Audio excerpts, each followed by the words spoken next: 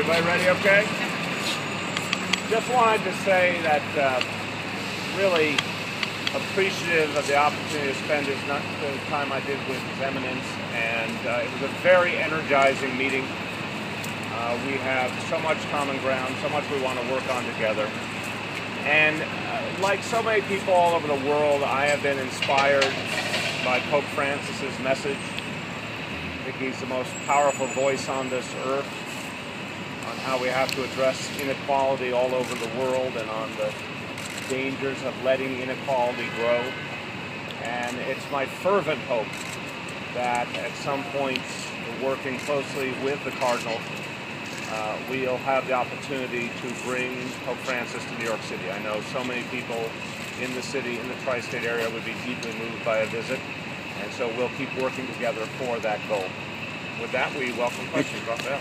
Mr. Mayor, do you belong to any organized religions? No, I don't. Mayor, can you tell us a little more about what you talked about, how long you met, any other details?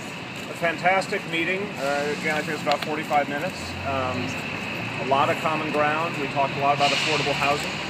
We talked a lot about Catholic Charities and the work it does on behalf of children, on behalf of people in need. We talked about the need to help prisoners returning to society. A whole host of areas where we have common ground and where we can work together. And the fact that we want to have a very close working relationship. We think it's crucial for the people we represent to have a personal bond and a close working relationship. And obviously our mutual enthusiasm for the notion of the Pope coming to visit the city at some point. Mayor, you campaigned on, Vision Zero, wanting to bring pedestrian deaths down to zero. There have already been this year a spate of 7 pedestrian deaths, high number, and just wondering, what you plan to do about this basically. We're going to do a lot on this and take it very seriously. These deaths in the last few days were very troubling. As a parent, I was particularly affected by the loss of a young man. And there's so much we can do. The vision we put forward includes, in some parts of the city, reducing speed limits, includes speed cameras at sensitive locations, it includes a lot more enforcement, and changing the way the NYPD focuses on traffic issues. And it's something Commissioner Bratton has spoken about passionately. So I look forward to working with Commissioner Bratton, with our new DOT Commissioner Rottenberg, to really focus on reducing these horrible accidents and protecting our people. Back there, yeah. You. Hi. So do you have any plans? I'm sorry. Do you have any plans to meet the other religious groups in the city in the next couple of weeks? Oh, we've been, throughout my public life, I've been meeting with religious leaders of all different backgrounds, and we're going to continue that. This was a particularly important meeting, given what a powerful voice in our city the Cardinal is, but we'll continue to meet with leaders of all backgrounds. Yes, when I'm Sits and Clean, I understand the Chancellor went out there today. Deputy Chancellor. Oh, Deputy Chancellor. I'm wondering what they reported back and whether you were able to confirm any of the lack of resources that they have. I spoke with Chancellor Farina last night about this issue and couldn't agree more with her plan to have sent the Deputy Chancellor out this morning.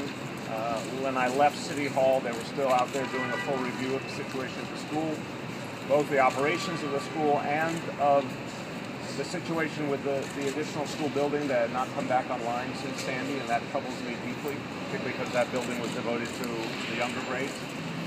So I expect to get a report by the end of the afternoon, and then we'll decide how to proceed. Look, the allegations in the paper were deeply troubling, and we are not going to see our children not get the finest education. Every school has to provide the best possible education. So we're going to take this investigation very seriously and then make decisions based on that. Again, not just about the operations of the school, but also about the annex building. We want to get that back online right away. Yes. The motorcycle groups that ride up and down the street and kind of bother up, they were at it again yesterday. Is there any way that you see where the police department could do anything to get as much as possible to stop these guys? Oh, I think we're going to be able to do a lot with the police. As I said a few months ago, for the first time, we are going to be aggressive in reaching out to the organizations and making very clear that illegal activity will not be tolerated and there'll be very serious consequences. So I think we can get that message across, and I think we can have very consistent and aggressive enforcement, and I think that will make a huge difference. Wait, let me get someone else who hasn't gone yet, who hasn't gone. Right there. Mr. Mayor, over the weekend, Public Advocate James wrote an op-ed in the Daily News about the Miles Dobson case. She advocated for closing the loophole about reporting to ACS or other child services when someone who gets arrested goes away, reporting to ACS or some other child services of the arrest and trying to find out what's happening with the kid. And you had a chance to look at her op-ed. I know you've called a special review of the ACS and how the Miles Davis death happened. Is this something we have to wait for? Look, the death of Miles Dobson is profoundly troubling.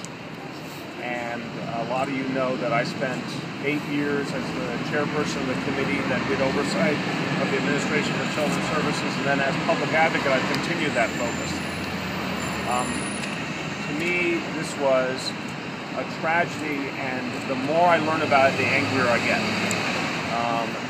Because of the callousness of the alleged assailant and the horror that this young boy went through. And I am very anxiously looking forward to the results of our investigation at the end of the week, and then we'll decide what actions to take.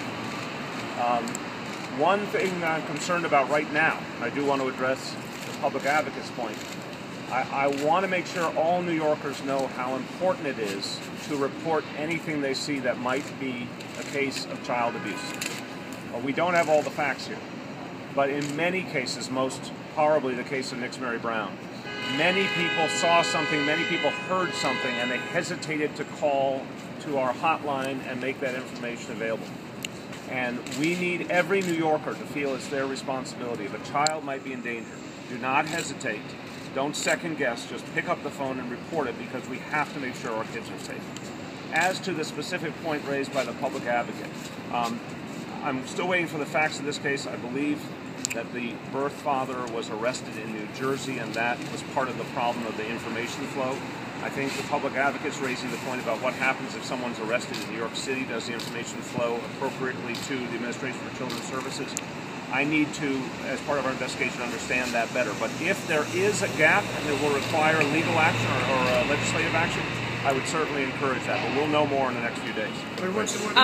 Last week, the Department of Justice issued a report raising concerns about the number of students that are disciplined by being sent to police rather than the principal's office. I'm wondering if there are any specific plans that you have to address this in New York City, and to what extent is this a problem in the city?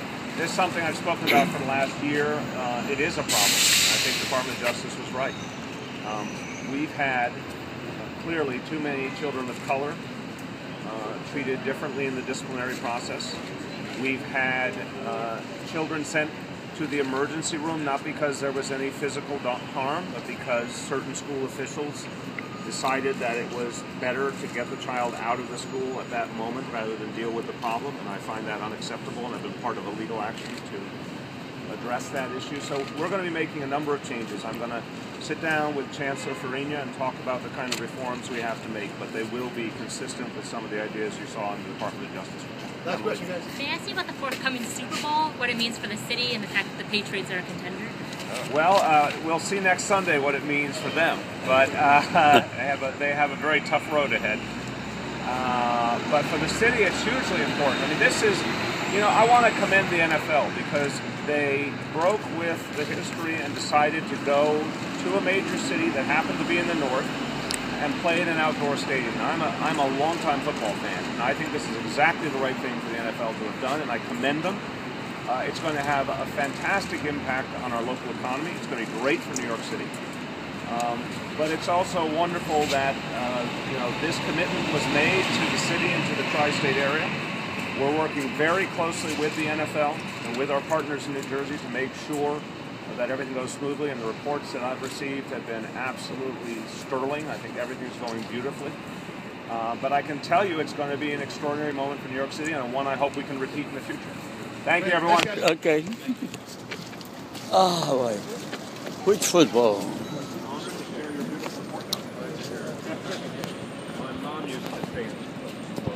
Yeah, when she was still living up in Massachusetts. This is their I assume this is their first sit down since he's become mayor, but did they have a sit down when he was public advocate? I don't believe so. I'll ask, but I don't believe so. Okay, so we think this is his first. All right, just hold for 2 seconds, buddy. Come on. You know, we never been blocked until now to walk. You always blocking people. You got me first question at a press conference, and that is somehow not good enough for you? Or are you kidding me? I'm going to walk out, damn it. You've got to get in the car. You come, everyone else is going to come.